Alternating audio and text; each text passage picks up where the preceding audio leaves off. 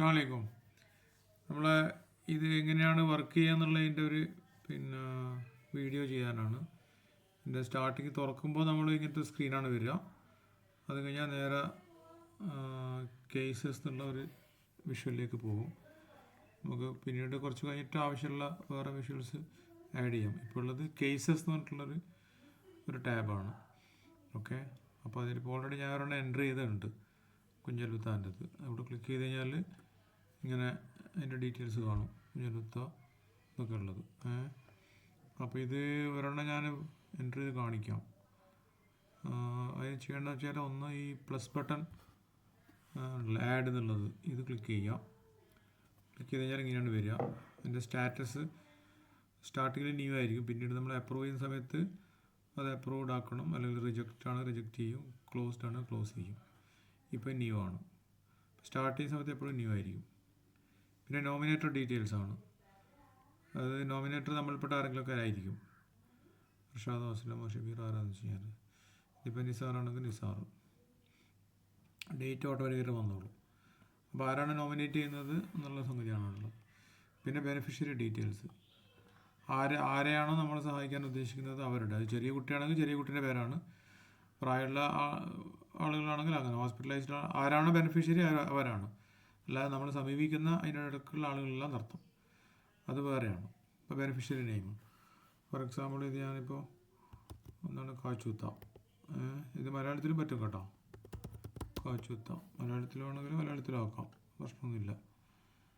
ഒരു ഭാഷയ്ക്ക് നല്ലത് നമുക്ക് കാച്ചൂത്ത അല്ലേ, കാച്ചൂത്ത നോക്കണം. ഓക്കെ, കാച്ചൂടത്താന്നുള്ള ഈ പോലോടോ കാച്ചൂത്ത.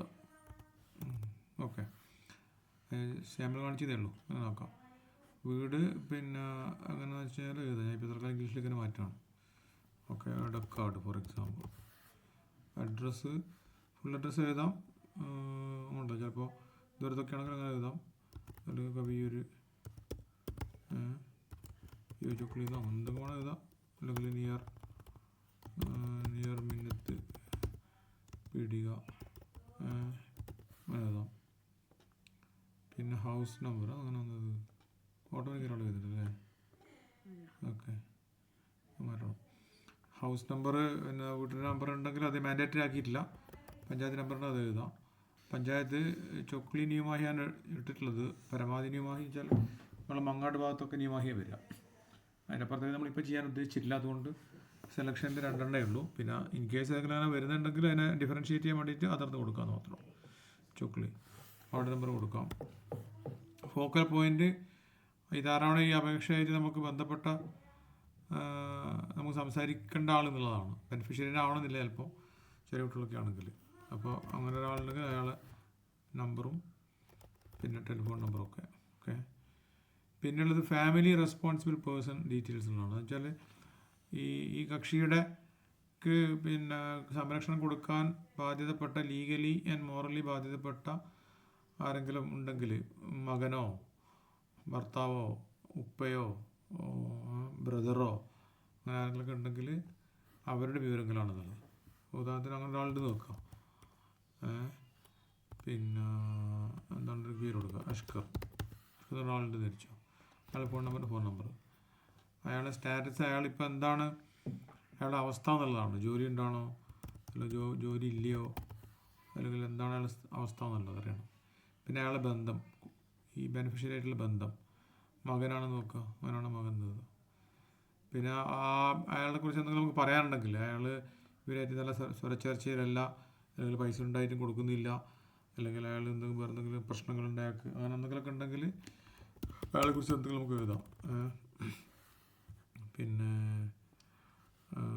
എന്താണ് ജോലിയില്ല എന്നോ അങ്ങനെ എന്താ വെച്ചാൽ നമുക്ക് അവിടെ എഴുതാം. അതായത് മലയാളത്തിൽ ജോലിയില്ല. ഓക്കെ ഓക്കെ പിന്നെ അടുത്തത് പ്രോജക്റ്റ് ഡീറ്റെയിൽസ് ആണ്. എന്താണ് നമ്മൾ ഉദ്ദേശിക്കുന്ന സംഗതി എന്നുള്ളതാണ്. അതിൻ്റെ സെക്ടറാണ്. എഡ്യൂക്കേഷൻ ആണെങ്കിൽ എഡ്യൂക്കേഷൻ, ലൈവ്ലിഹുഡ് എന്ന് പറഞ്ഞാൽ ജീവിത പ്രാരാബ്ദം അല്ലെങ്കിൽ ഭക്ഷണം സാധാരണഗതിയിലുള്ള വിഷയങ്ങൾ. അത് ലൈവ്ലിഹുഡാണ്. പിന്നെ അല്ലെങ്കിൽ ഹെൽത്തുമായിട്ട് ബന്ധപ്പെട്ട എന്തെങ്കിലും മരുന്ന് വാങ്ങിക്കാനുള്ള പൈസയോ അല്ലെങ്കിൽ ചെറിയ ചെറിയ എന്തെങ്കിലുമൊക്കെ സംഗതികളാണെങ്കിൽ ഹെൽത്ത് മൈനറാണ്. വലിയ ഓപ്പറേഷൻ പോലത്തെ കാര്യങ്ങളൊക്കെ ആണെങ്കിൽ ഹെൽത്ത് മേജറാണ്. പൊതുവെ നമ്മളത് ചെയ്യില്ല, പക്ഷേ അപേക്ഷ കിട്ടിയാൽ നമുക്ക് ലോഗിൻ ചെയ്യണമെങ്കിൽ അത് ഉപയോഗിക്കാം. അല്ലെങ്കിൽ വീടുമായിട്ട് ബന്ധപ്പെട്ട സംഗതികളാണ്. അല്ലെങ്കിൽ സെൽഫ് എംപ്ലോയ്മെൻറ്റ് എന്ന് പറഞ്ഞാൽ സ്വന്തമായിട്ട് എന്തെങ്കിലും തുടങ്ങാനുള്ള ചെറിയ കടയോ ഓട്ടോറിക്ഷയോ അല്ലെങ്കിൽ ആട് വാങ്ങിക്കാനോ അങ്ങനെന്താ തുന്നൽ മെഷീനോ വട്ടവർ സാധനമുള്ള കുറേ കാര്യങ്ങളുണ്ടല്ലോ, എന്തെങ്കിലും എംപ്ലോയ്മെൻറ്റിനുള്ള സംഗതികൾ. അല്ലെങ്കിൽ കടം, ഇങ്ങനെയൊക്കെയാണ് സംഗതി വരുന്നത്. ഓക്കെ, പിന്നെ അതിൻ്റെ വിശദമായിട്ടുള്ള ഡിസ്ക്രിപ്ഷൻ. അപ്പോൾ നമുക്കത് പേര് പറയാം. ഭർത്താവ് മരണപ്പെട്ടു,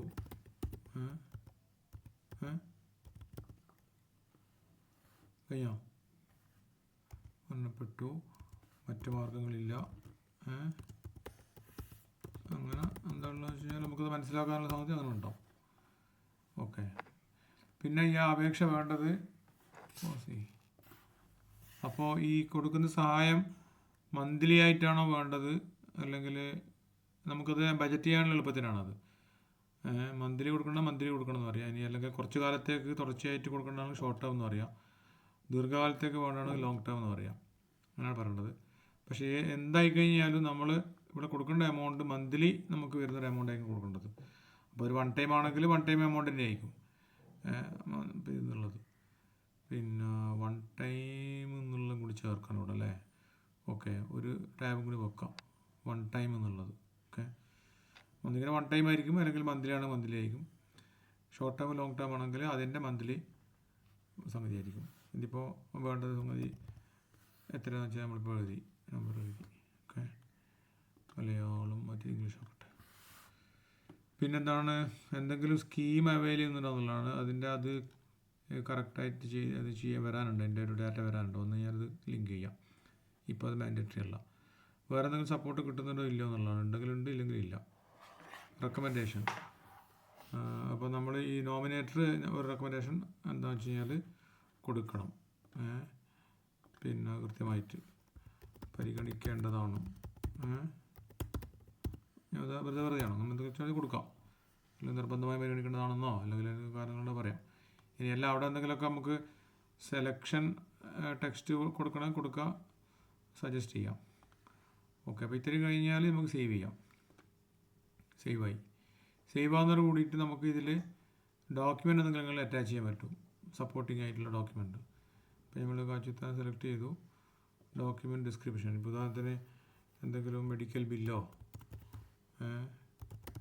മെഡിക്കൽ ബില്ല് എന്ന് വിചാരിച്ചോ. അപ്പോൾ എന്തൊക്കെ സാധനം നമുക്ക് എന്ത് ചെയ്യാം, സെലക്ട് ചെയ്തിട്ട് പിന്നെ ഫോർ എക്സാമ്പിൾ അങ്ങനെ ഇടാം.